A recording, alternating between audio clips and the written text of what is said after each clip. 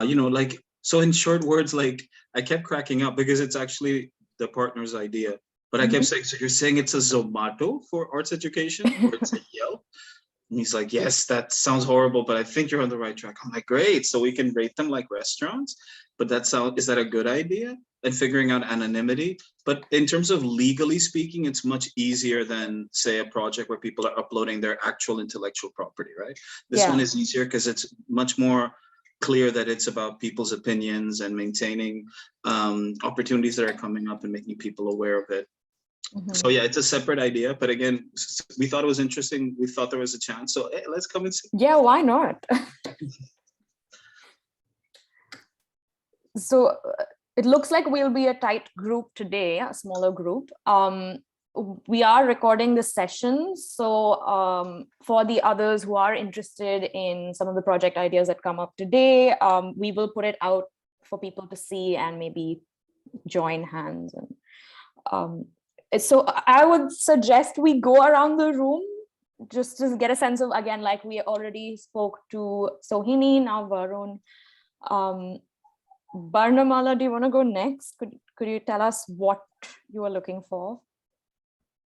Yes, kind of. I think I just received the Be Fantastic Friends of Be Fantastic newsletter, and beautifully also listed out what we required from the requirement session. So we do need more team members to think of the legal side of it and legal side of Delta Lives, and maybe also the financial side of it, to how to make it sustainable in the long term. Like we were thinking of a circular economy model, so that even if we are not always involved with the project, the people in the Sundarbans or people from communities can take it forward. So we are looking for some financial advice regarding that, and some inputs maybe on how to make the web, the mobile-based web platform that we are trying to build, more accessible for the communities, and how to use other kinds of libraries. Like you pointed out in the last session that 3JS might not work that on mobile platforms. So we are looking for more inputs to make it more inclusive for the community. So ideators when it comes to web development. Right. Okay. So this is for the existing project that you are working on. Yes. Are you trying to apply for a top-up grant? There is that is what Pritha and I we are thinking of, because we finished our work in phases, because it's a huge project and it's an ongoing thing that will go on. So we are trying to highlight the needs, and you also provided a model about how to pitch for the top-up grant. So we are thinking of doing that, and meanwhile getting more people on board who can maybe help us ideate the process. Okay, Mahir, I see you here again. So is this for a new project, an existing project, or are you here to contribute to someone else's idea? I'm here for the top up. I need it for illustrators because it's a lot of work making these web comics. So yeah, I need the money to pay illustrators. So okay, so you're hoping to find these illustrators outside of C Cubed. Do we have any illustrators here? We have Rabiha. Rabiha is currently doing the teaser for us. Yeah, I am completely open to within the C3 community too, but I didn't get I didn't get a response. No, I guess maybe people are not there. Yeah, maybe I'll take a look. We're trying to send out some personalized emails to members of our community. We do realize not all of them are active at this point. So we'll try to reach out on your behalf and see if we can pull them back in. Karen is an illustrator. Okay, I'll reach out. That's awesome.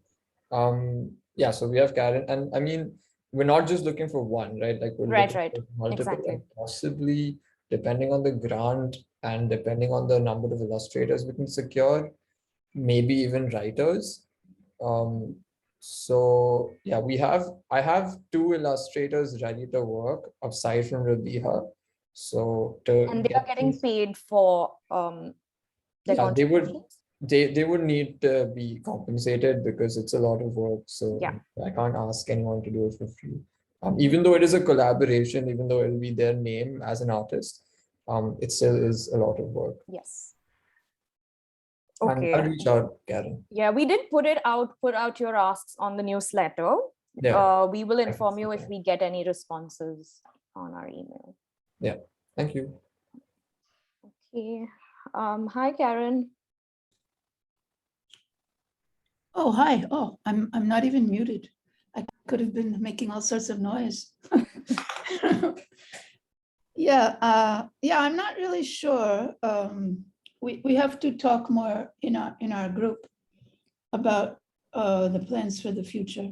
But I don't know. I feel our group has been doing really well. We're only 3 people altogether, but yeah, definitely. Although we've made quite a bit of progress, there's a lot more that can be done. The more we do, the more new ideas we keep getting of ways that we could go. And we haven't had much chance yet to really try things out with the community enough. Mhm. And so I think we will make another pitch, definitely. And we will probably look to expand to include, if we can find people, I'm talking about the plant evolution Yes. simulation. If we can find people who are coders, that's one area that we could use more help in. Mhm. And, you know, people who are coders and also artists, of course, so that, because another avenue we haven't explored much is besides just showing plant evolution, we could show, you know, evolution of any kind of designs, artistic designs. So someone could take that forward maybe. And then the other thing is people who are more interested in working with the community and trying these simulations out with people. And I'm particularly interested, I mean, you know, it's very easy to take these to, you know, English-speaking elite schools, and they could probably have interest in it. But I'm really interested in taking the simulation to people who, you know, don't have access to internet at all, and you know, especially like to farmers and farming families, both children and adults. And so for that, we could use help with people who have more connection in the community in any areas, you know, but they'll have to have, you know, some connections and of course, you know, communication skills in the local languages. So, but yeah, also I'm involved in this reading room. And yeah, there also, I assume that reading room is again making another pitch. And they, for that project, we could use more people who are actually Marathi writers in the Marathi language, because at least for the story that I've been working on, it's you know, it's with this farming family in a Marathi speaking area close to Mumbai. And you know, I don't know Marathi, so I need help with whatever I'm doing in trying to put there. We're trying to make a kind of a interactive mixed video illustration photograph sequence of the story of where rice comes from. And you know, we have a lot of videotapes from the farming part and pictures, photographs also. But we could use people to help in transcribing and translating that, so that we could have it with subtitles in various languages also. Yeah. So those are the kind of people that could be. So this is for, you are planning to apply for a top-up grant, right? So this is for the existing project and to get more. This is for the 2 different projects, Yes. no? Yes. The plant evolution one, definitely, we I think definitely we will apply for the top-up. And the reading room, I haven't discussed with the others, but if in case they are, then I think they could also use help with coders and also with people in local languages. Yeah, I've actually put together a list of our tech folks, people who are into creative coding, and so yeah, we can start reaching out to them. Most of them are quite inactive. I've not seen their faces in here, so it might be a good chance to pull them in. I'll get in touch with you all regarding these requests. Yeah, I also just wanted to hear what other people are doing. Mhm. And this thing of working in arts education is interesting to me, actually, because what we would like is to actually have our code for the plant evolution simulation. We would like to give it to people so that they can take it in whatever directions, so it could actually be used for education, either formal or informal education in or out of schools, for teaching and learning art as well as coding together, using something like P5JS, which is pretty easy for children to learn, even if they don't have experience. Okay. Thank you, Karen. Anand? Hi. Hi.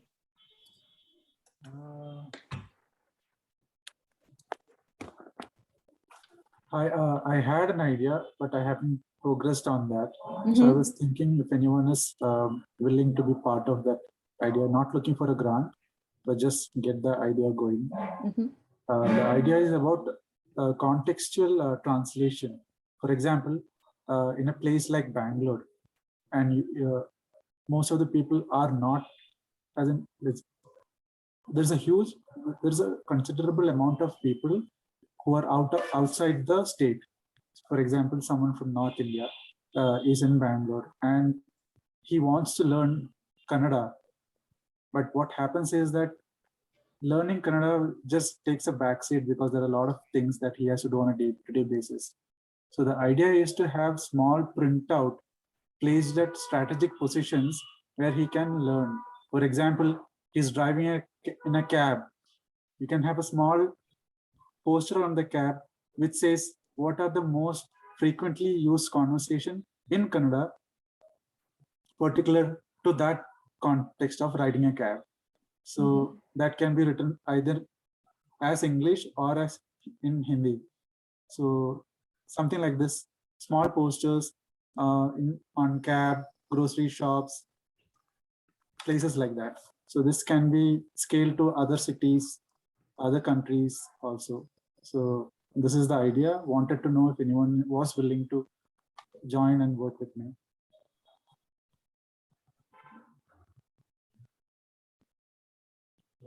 Okay, I've made a note. We will be putting this up for everybody to see, but that sounds really, really interesting. But Anand, I think it might also be worthwhile to think through what you might need, who you might need, the kind of people. Like Varun said, I need an illustrator, and Karen said, hey, I'm an illustrator. So it might need a little bit more thought. Yeah, Mihir said, I need an sorry, pardon me. But so I wonder if you can articulate it a little bit more and direct the idea a little. Okay. So let's say for me to release a beta version or at least a proof of concept, someone who knows Kannada and English or Kannada and another language, Kannada and Hindi. If I know someone like that, that will be helpful, because initial things are not that tech based. You just create something that is like a proof of concept and then slowly build on top of that. So someone who knows Kannada and English, and or someone who knows Kannada and Hindi. Okay. To start with 2 languages.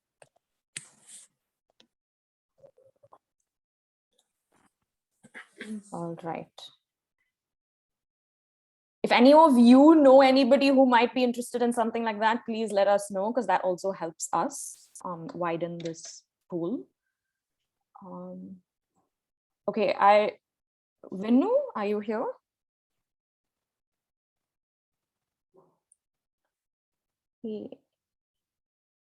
Hey, yeah, I missed the first question, but I'm assuming the question is why, like, are you pitching and what? Uh, Varun, the project with Varun, I think if you've spoken already. Varun has already spoken. Yeah. The one we're working on together? Yeah, that No, we're no, pitching. You have it. Okay. No, not the top up. I will let Varun take that. We might be repitching the previous project, the story one with Preeta. The other one, right? Yeah, that's yeah. But we're still talking about it. So yeah, I'm just here to figure out what is going on because I haven't opened any of the things since the last 3 months. So yeah. Don't tell us that we know we take a lot of love to put things together. But now it's too late. And all the last few emails were so long. I apologize. But I've seen the emails. I haven't seen the rest of. Please don't apologize. They're very good, helpful emails. Okay. We're in the same team, so not all of us could. I summarize. Okay, that's good. And Neeti over here. Yeah, hi.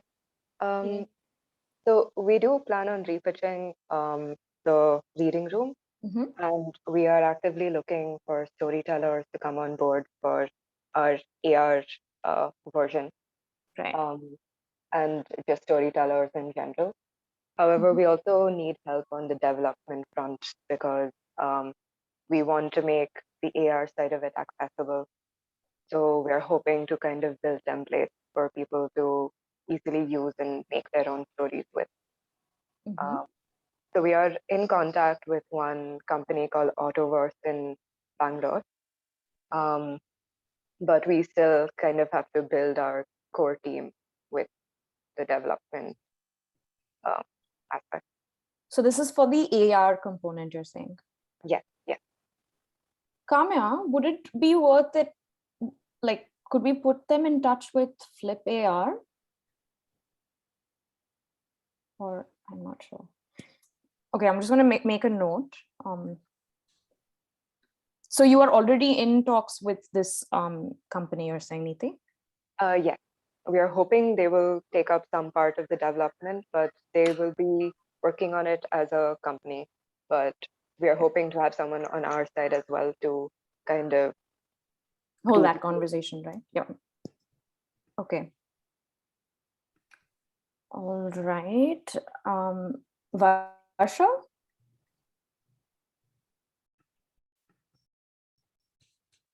No? Dina? Not now. I've written something on the Miro board, or I will, and I'm interested as to hear who else would be interested. So I would be interested maybe to talk to the reading room people, but I will do that separately from here. So, yes. Yeah. Okay. So I will contact you. Yeah. We'll be happy to open a few breakout rooms if you feel like chatting with anybody from here. No, I used the Jaaga app with them. Okay, so perfect. I was just curious to hear, and yeah, okay, thanks. No problem. And Jones, would you like to go?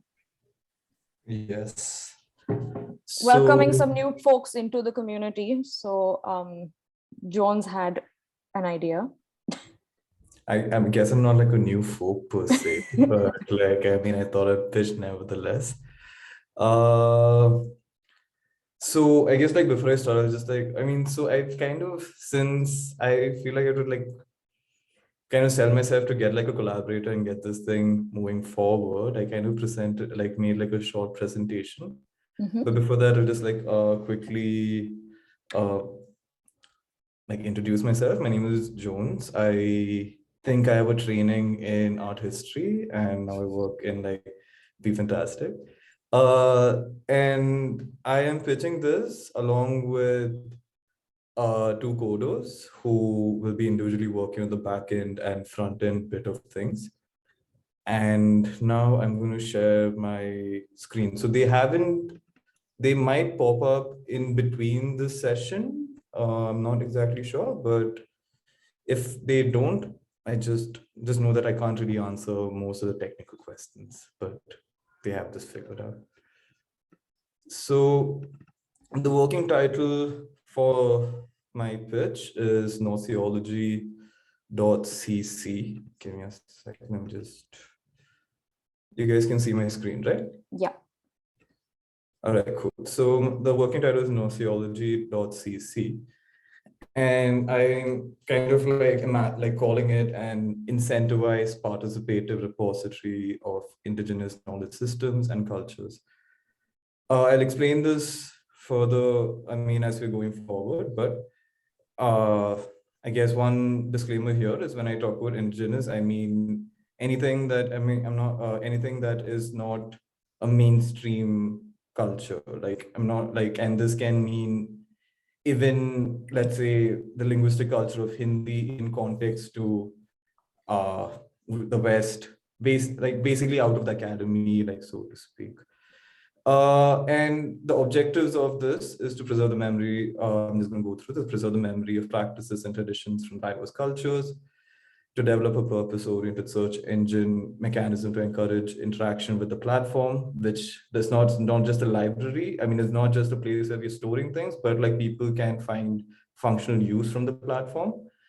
To ground traditional practices with scientific facts wherever applicable, to incentivize knowledge sharing by promising rewarding all contributors. The importance of this is something that I will get back to in a while. To develop partnerships and sources of funding by appealing to a desire to preserve knowledge. So I've already gone to so the context of this comes, I guess, on like a very theoretical level, comes from the idea of decoloniality, which is this kind of like post-colonialist kind of like philosophy that emerged out of South America during the 90s and the early 2000s. So Walter Mignolo, and the name of the project is also inspired by a framework that is kind of like presented by Walter Mignolo in this book, Local Histories, Global Designs, where he expands upon like another idea that was presented in the past by the Peruvian thinker Anibal Quijano, called the coloniality, the matrix of coloniality. And the matrix of coloniality, to simply put it, is not just the direct impact of colonialism, but the way that an impact of colonialism kind of like trickles down in such a way in which we like embody it with us. And according to this whole framework, like one assumption is that after being influenced by a hegemonic power structure, there is a culture is pretty much irrecoverable to a large extent, because it kind of like has already, like our understanding of it has already been muted. To kind of explain this, if you're talking about like the notion that the East is more spiritual than the West, this is a trickle-down effect of like Orientalist romanticism. All the German and British scholars in the 18th century and their views, and how people from our countries have adopted people like Tagore and like Gandhi, and how they've kind of like internalized that, and now we've bought it, and most people imagine this idea of a more spiritual East. Whether this is true or not is up to debate, and we can never know this, because what existed before these frameworks came into place, we can never know. So there is a certain absurdity in trying to like recover the past, but what can be done is kind of preserve knowledge systems as they exist. And there are a few threats to this. So there are two contexts, both are linguistic contexts, which I think the reasoning of which can kind of expand to like other spaces as well, which kind of inspire for this project. And the first was my encounter with like the language Nimadi, which is spoken in like the below the Malwa plateau, like in Madhya Pradesh and around that general area. And I kind of like, so I spent my internship, like during college, I spent an internship period like with Samaj Pragati Sayog, which is NGO that works with irrigation around different parts of Madhya Pradesh. And they also have this media wing, which was where I was working. And so there was this one guy who would take me all around the place, and I noticed that even though I can't speak Hindi very well, this guy, his Hindi was slightly different. So at one point we started talking about Nimadi, and in this conversation, what I understood is like Nimadi is not something that he would be like into speaking himself, because it does not really give him much social capital. He can't use it in other spaces. And of course, and he's like, our parents speak Nimadi, we don't. Hindi is our language. And this transition takes place. So give it a couple more generations, the language pretty much, because of its lack of functionality, kind of escapes. Now, in a lot of like privileged communities, there is because you can afford it, there are people who kind of push forward culture preservation by itself. But because of affordability, this doesn't extend. Now, this is a more organic way, even though there is a lot of activity, grassroots level by the RSS and other organizations in these areas to kind of promote the Hindification of the region. This is more organic because it is not in any way violent. And on the other extent, in 2022, in 2020, I had the experience of talking to the Swedish artist, Johanna Gustafsson first, who had at that time recently worked in the region of Lenio, which is in northern Sweden, where the people speak the language of Sami, Finnish, and Meänkieli over Swedish. And what she brought to my attention was how conscious and violent the homogenization that accompanies nationalism is in Sweden. And so indigenous cultures there are pretty much, discouraged from preserving their traditional practices. Now, between these two paradigms of organically or inorganically, certain cultures being disappearing, I feel like there is a necessity to kind of preserve it. Now, why before the question of why should we preserve it, the reasons for why cultures might get diluted over time, or the memory being lost, is something I thought is important to reflect. Number one, social mobility, as I spoke about in the context of the people who speak Nimadi, Hindi just gives them way more access.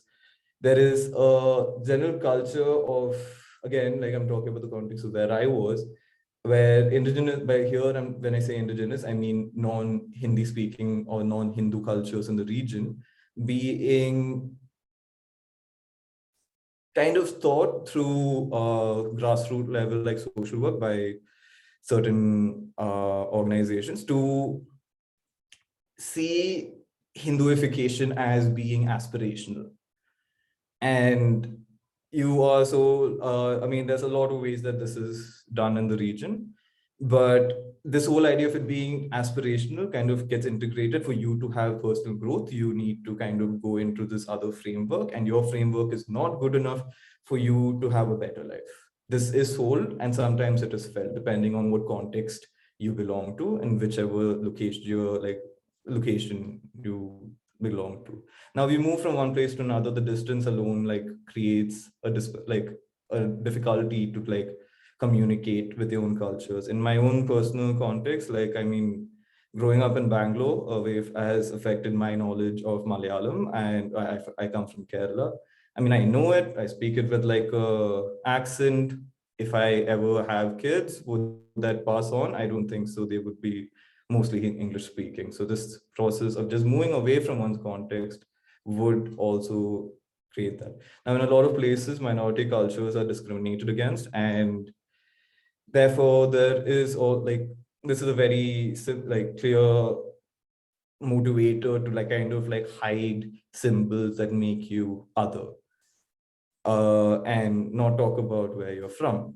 Of course, not everybody does this, but this violence is a good reason for you to kind of not talk about your own culture if you're being discriminated against. Now, the second thing is, again, going back to when I mentioned like the Orientalist, a lot of what we know about Indian culture had been codified by people who kind of understood it secondhand and through academic research more than have like lived experiences.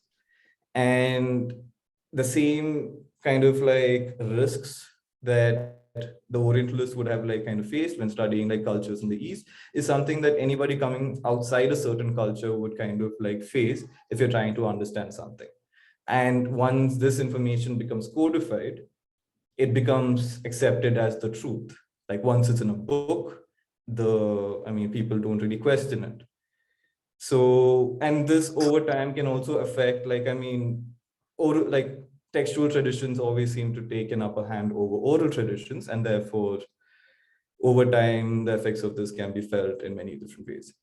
Now, the most important part for us is also lack of incentives. Now, even if we have researchers and people who might be inclined towards speaking for certain cultures from within communities, ground realities, economic situations, it's time consuming. You would not, if you need to sustain like your one's livelihood first. And if a certain activity might not be able to sustain one's livelihood, then there is lesser reason to kind of like do it. Like people still would and do, but it does take away like from more people being able to contribute just because of like various time commitments. Now, from the context, I'm going to move on to the platform. So the primary part of like as a user who is not contributing, what I am going to be seeing is going to be a search engine.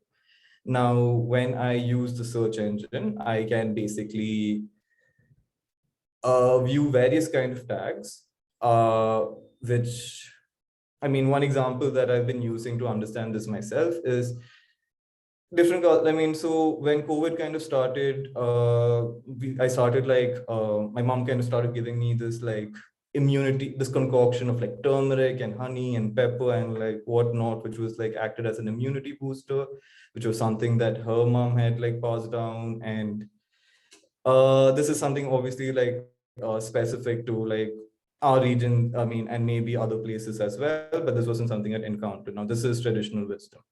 And if I'm searching for immunity boosters in the space, I would basically get a list of different like immunity boosters that have already come on the platform, which basically come from, and then they will be classified depending on which culture it comes from. The second thing will be course-based to kind of like, let's say in terms of literature or whatever, like I'm still figuring out how wide or how small like the purview of this project has to be at this point. But let's say if there's literature or any practices that kind of like speak for different courses, these tags would also, you can also search by a course-based like tag to kind of like see how different like communities have like navigated in different spaces. As a platform for contribution, I feel like I'm taking a lot of time. I am, right? Okay, so I'm gonna like just quickly give a gist of like this whole, the contribution process as well. I guess everything else can be down to questions, but basically contributors are like, so before the contribution would be the whole point of like fundraising is super, okay, I'm gonna go past one slide. Yeah, so fundraising is super important for like this thing to survive. And one way of incentivizing fundraising, I'm hoping, and this is where I'm like bringing blockchain into the equation, is by providing transparency and accountability to kind of, what do you say? Let people know where their money is going. Like it is going to a central space, and from the central space, it is going to be kind of like distributed amongst various contributors. So all of these parts is like this part after the money comes into the account to when it goes out, like that in between area was going to be like blockchain based. So there's absolute accountability of where every rupee is going. And is there anything else to speak over here? And yes, people basically get rewards based on their how much they've contributed.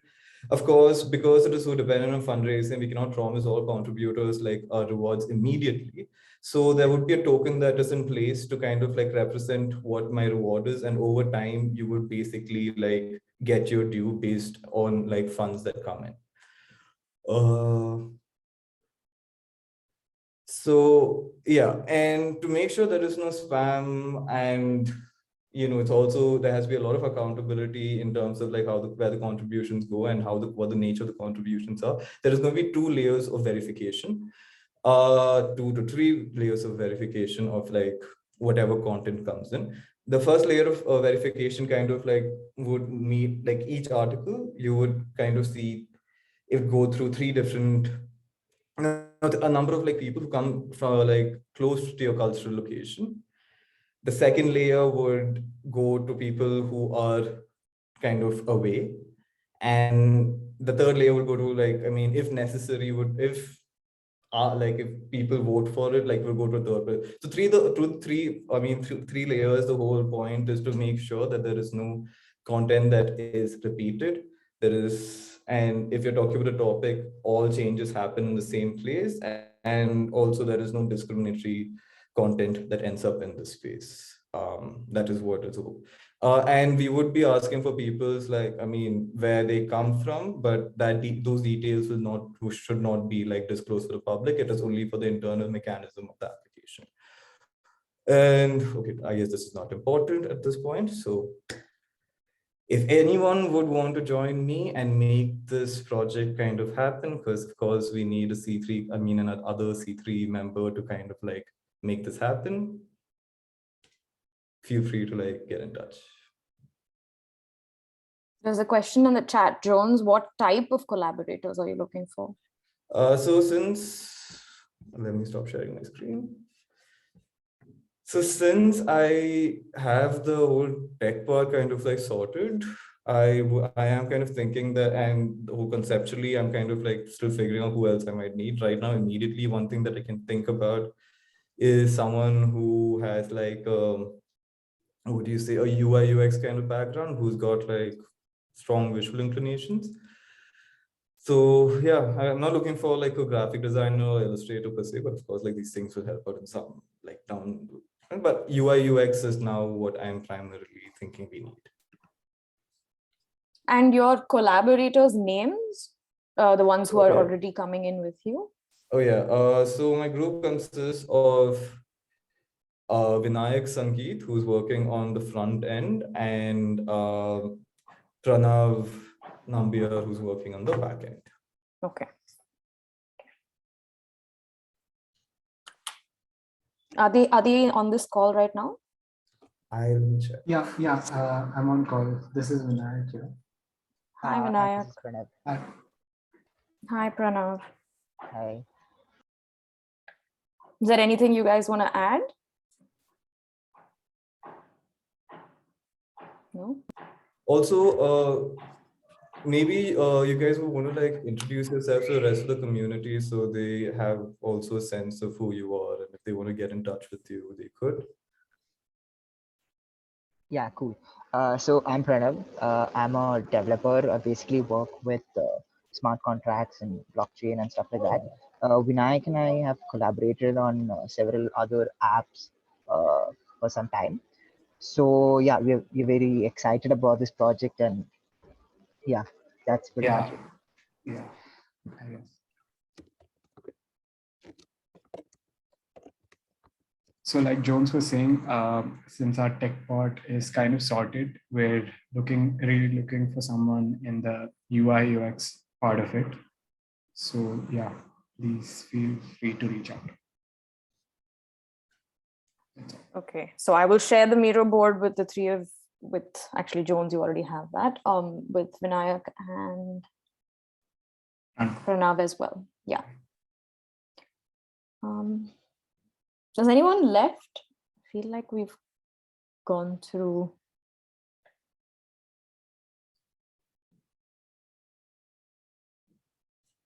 Oh, okay. Anyone has anything more to ask? It's 5:40. We still have 20 minutes. If you would like to have a chat with Jones, I'm happy to open up a breakout room so people can ask more questions. There is another group that has joined us. I will introduce them to you all on Dara. They're called Project Defy. I will just drop their email and the website in the chat. Could be worth reaching out to. One moment.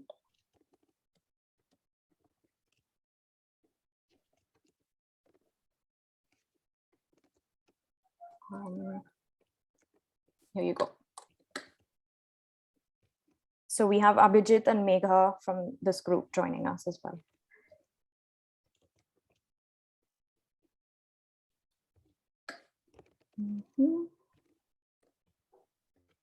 Okay, so I've made a list of all the tech folks. I will start reaching out to them. I see a lot of you seem to need another tech person. Anyone coming up with a fresh pitch? Anyone else? No? We actually are. Anushka in our team is looking to develop a tool for web interaction. Right. But unfortunately, she's not here to explain it a bit more in detail. But we're actually thinking that the storytellers who come into the reading room, we're hoping to work with them to create web interactive stories and kind of push them into the tool that we're trying to develop as well. Right, so this is a fresh pitch. This is an offshoot, or it's not exactly an offshoot because I think it's a project in itself. In itself, okay. Maybe we'll mention you've sent us an email to mention details on the Miro board, right? Yeah, we'll share it there. Probably. Yeah. Yeah, that sounds good. I think there we'll definitely need developers, but I think Anushka can probably explain it better. So yeah. Right. Okay, makes sense. Oh, do I see? Yeah, sure. Varun, do you want to talk about the arts education? Yeah, sure. I can go ahead. Project. So we're currently working on a project for C Cubed, which is the India Arts Funding Forum. The idea behind that project was to get together one place where people can look at proposals for arts projects, how you pitch, how you apply for an arts project. It's meant to be open source in terms of knowledge sharing, people contributing their proposals. The new idea we want to look at is an idea of arts education, where we're trying to basically get all the programs in India into one place. This is, again, this can be the formalized institutions like NSD or Drama School Mumbai that have a full bachelor's degree program in performing arts, but also the different types of residencies and workshops that occur. And the idea is that people can contribute this information. Again, it's people updating. Along with the listing process, we're also looking at a format that allows reviews for these schools. People who've attended can post spotlighted reviews of their experience, plus people who are coming in can comment on the universities. We are also thinking of doing a simple system where people can rate their experience when they've attended these places. And what we're really looking for is people who have background in arts education, who can tell us what we should look at. We're also looking at people in visual arts, since we don't work in visual arts, we work in performing arts. So if there's someone who works in visual arts that would be interested, then we'd love to have a word with you as well. And we're trying to basically incorporate a lot of the things that should go into a portal that make it easier. But most of all, it is this idea that there's actually multitudes of different arts education possibilities, but we're not aware of them, and we're not aware of people who've attended them, and we don't know what the experience will be like. We don't know what we should be careful about or we should plan for. If you're going to the residency for a first time, is it more important to pack more socks or to pack more underwear? Or is it more important, what kind of clothing is important? What should I think about food if I'm going to a 7-day residency? I know that my food disappeared on the first day because I was the only one who brought some, so it was shared. So how do you think about the location of a residency and things that are close by? These are topics, again, that we're interested in. So if you know anybody who has an arts education background that would be interested in talking to us, we'd love to have a word. And visual arts is an area that we don't do ourselves. So if someone covers that area and would like to talk to us, that's great. In terms of design and building the portal, we do have people in the team already who look at that. But again, if you're interested in the idea and you think you can contribute something there as well, do get in touch. Okay, this makes sense. I have recorded all this, so I will put them in small bites and send it out to people who haven't made it, because I see we're only 15 of us here. Thank you. So yeah, that's great. Anyone else left? So you all know the instructions, right? Like what needs to be done next. We have made a space on Miro where you need to express your interest by the 14th. Let us know who's pitching and just one line. So your title, your collaborators, and just one line to tell us so that we can schedule this in. There are 2 Google Forms. I think one is not here, it's on the email. I will update it here. There are 2 Google Forms, one for the top-up grants and one for the fresh new proposals.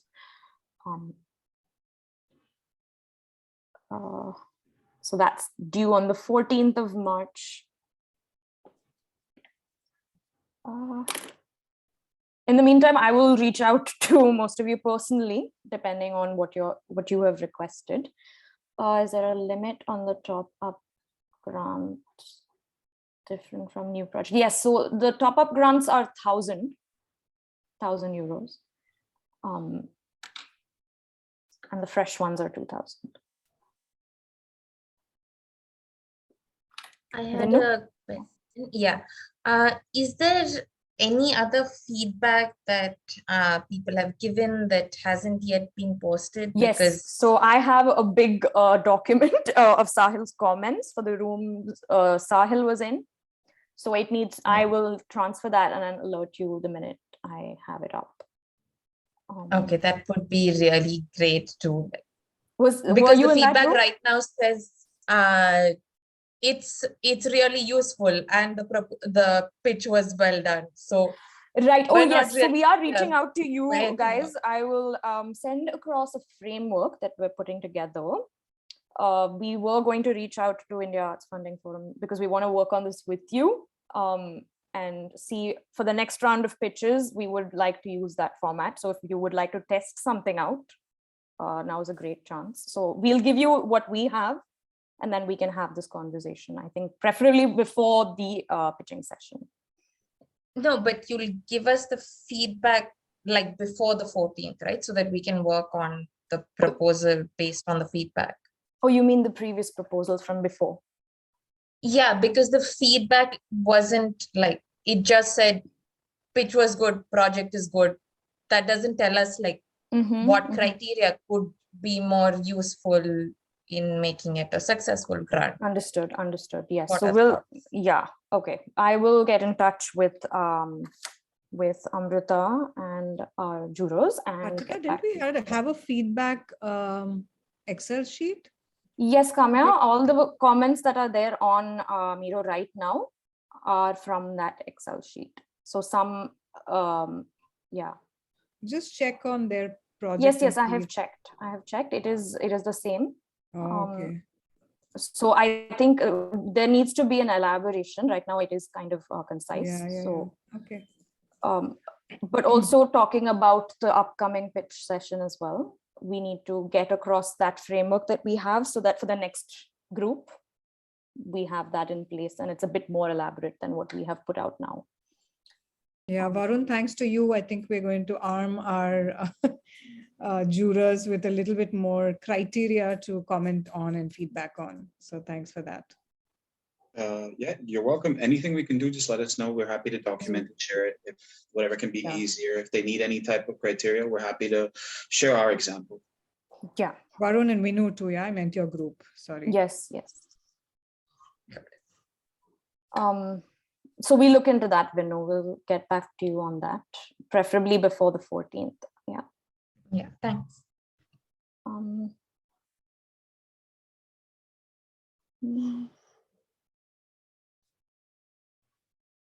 Okay, I think that's about it.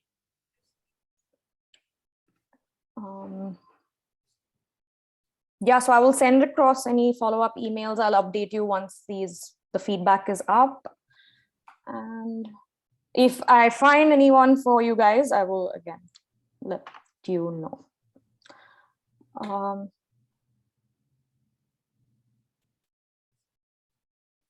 Okay, then. Thank you.